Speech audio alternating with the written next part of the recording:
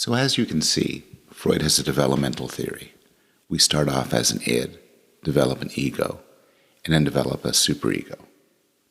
But for Freud, this was just the beginning, and he has an elaborated theory that talks about the development of the mind from birth to adulthood, focusing largely on sex and sexuality in psychosexual stages. There's a series of stages where you focus on different parts of the body through development. And there are 5 main stages, each associated with a different part of the body.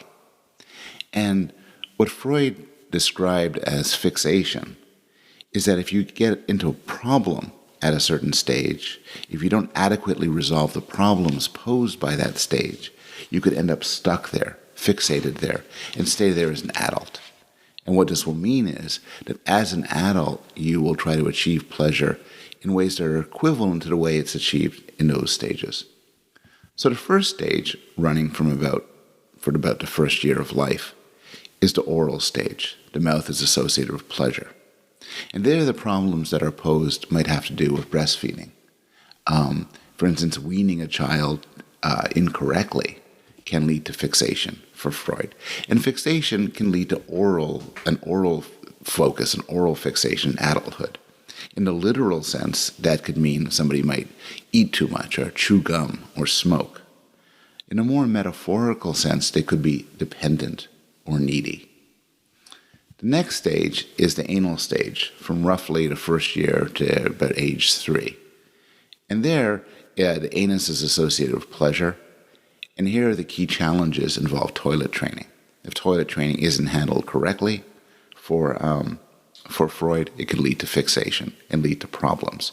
So an adult who had struggles through this stage of development might be compulsive, clean, stingy, unwilling to part with his or her own feces, Freud would say, metaphorically. And in fact, this has ended up in language. So we might describe somebody as saying, oh, he's so anal, meaning he's so obsessively concerned and so clean and everything has to be right. Then there's the phallic stage, where the focus of pleasure shifts to the genitals. And here there are all sorts of challenges. And for Freud, fixation at this stage could lead to excessive masculinity in males and a need for attention or domination in females. For each boy, the key event that happens during this stage is what Freud called the Oedipus complex. And this is based on the story of the king who killed his father and married his mother. The idea for Freud is that an analogous event happens for every boy in the course of his life. So he's in the phallic stage, and he seeks an external object of affection. He's going to focus on his penis. And in some complicated and rather indirect sense, he wants to have a sexual object to have contact with.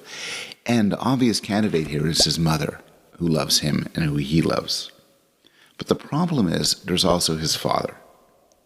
And so Freud believed that the child wants his father to die. He comes to hate his father and wants his father out of the way. Now, what's interesting for Freud is Freud believed that the child was limited in his understanding of how thoughts work, and believed that his thoughts are not private, but actually public. And this is interesting in part because there's a lot of developmental psychology research that we'll discuss later, exploring what children think about their minds and other people's minds, and exploring the extent to which children understand, for instance, that thoughts really are private. And we'll get to that later. But Freud believed that his father, the child's father, would discover his plans, and in response will castrate him. So children are terrified, boys are terrified of castration.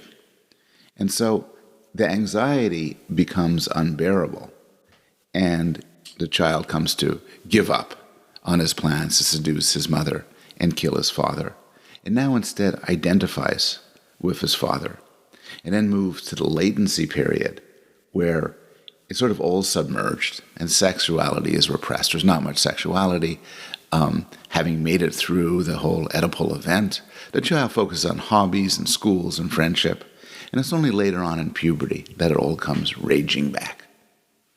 At puberty, sexual feelings reemerge, and healthy adults find pleasure in sexual relationships as well as other sort of pursuits.